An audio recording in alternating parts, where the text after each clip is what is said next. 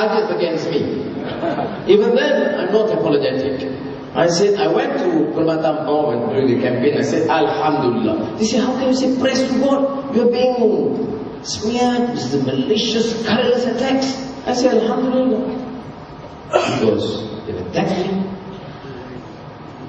my character, my family. But Alhamdulillah, praise to God, praise to God. They say, why?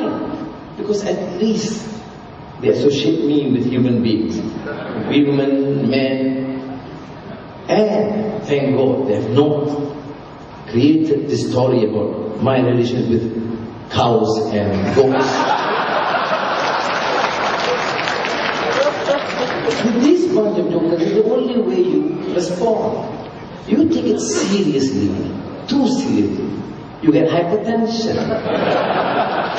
Now, so the issue that how did I respond in Parliament when I was attacked? And Khalid was attacked severely too, as you know, a betrayal to the Malay cause. I said, look, I was invited early last year by the governor of Medina to speak at an international forum on Islamic education. There were great scholars, Muslims from all over the world, from the Middle East, from Arab world, from Iran, from United States, from Europe, and some non-Muslim scholars.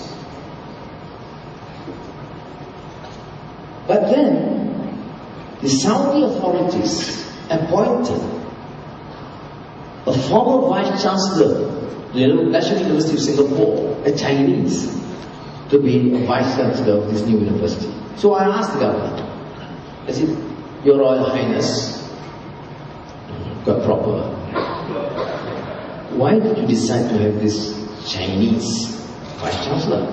I didn't want to say it's against Malay supremacy, I didn't say that. I said, when you have so many other brilliant Arabs or Muslims, his reply is, we are inviting many of the top academics, Muslims, Arabs, to come and teach in the university. I said, but why a Chinese Vice-Chancellor? He said, look, Anwar, it's simple. None of these great academics or scholars have had that experience of managing a university. This Chinese Vice-Chancellor had the experience. We want to utilize this experience for a few years and meanwhile train Saudis or Arabs.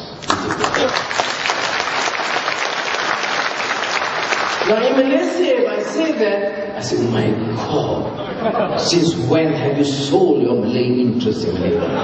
That's why I come in the Malay I think at the rate I'm going, I better go use my song all the time. But I wouldn't use a white cat because they were Khalid Samad. So, but the point is, we want the country to succeed. If I appoint, for example, a Chinese Vice-Chancellor of the University of Utara, his responsibility is to ensure that Malay undergraduates, Chinese and Indian undergraduates, all improve and enhance levels of proficiency and quality education.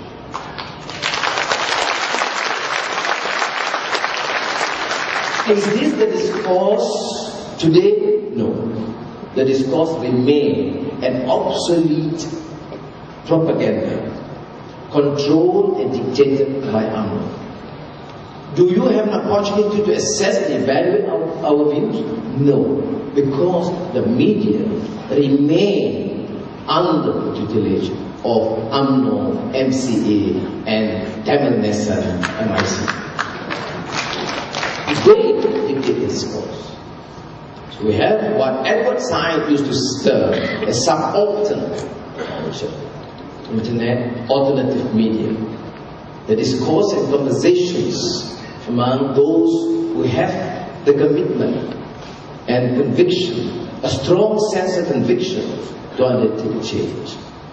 That's why governance is a critical issue. Let's move on to the economy. What was the issue? It's a loss of competitiveness. we have lost. The issue is not just new economic policy. The issue that the country as a whole lost its competitiveness, lost its competition with our neighbors. In the late 70s and early 80s, we were same threshold. Malaysia, Singapore, Taiwan, and South Korea. That's a fact. Of course, we were far ahead as compared to Indonesia, Somalia, Bangladesh. So this is no issue. A friend of mine, professor from Ann Harbor, a very prominent black American intellectual, Sherman Jackson, was here for the IKIM organized conference. And he was telling me it's a big fanfare, very well attended opening ceremony, and then everybody disappeared. But it's very important message that he shared with me on the issue of affirmative action.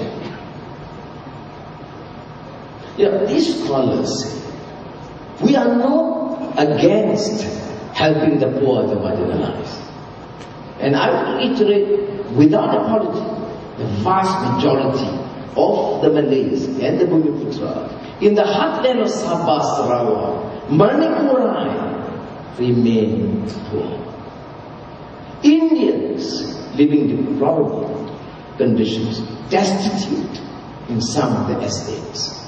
Chinese pockets of poverty in the urban areas and centers in the midst of plenty.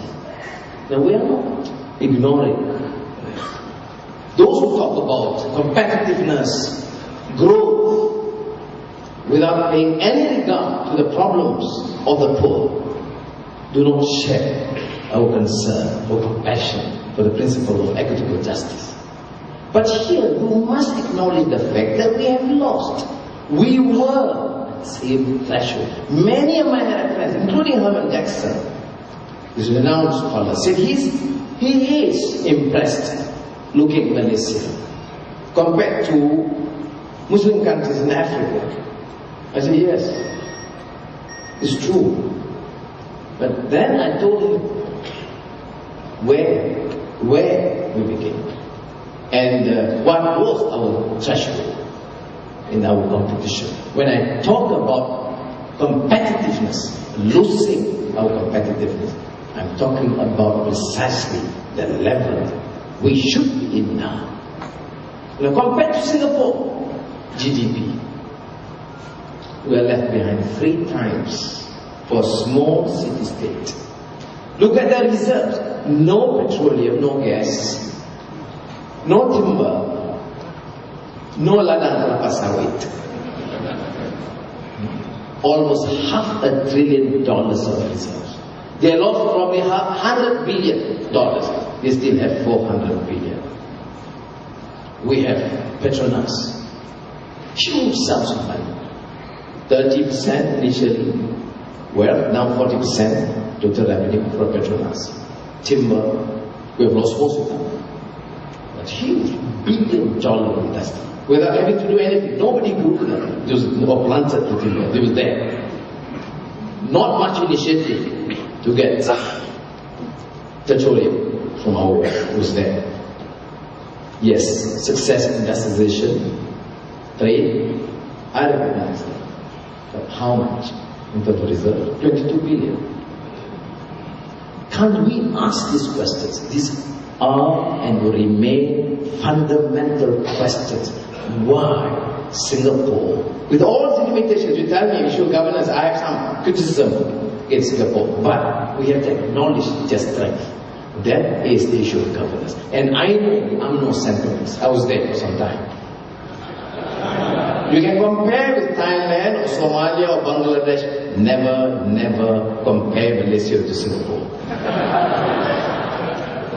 They will say, look, Anwar, the criticism. It's not about Singapore having been able to manage itself well, but how do you have this audacity to compare us, the Malay leaders, with this proud Malay and great culture, to these Chinese in Singapore, a small city-state, I'm sure you have read Mahathir's blog from time to time.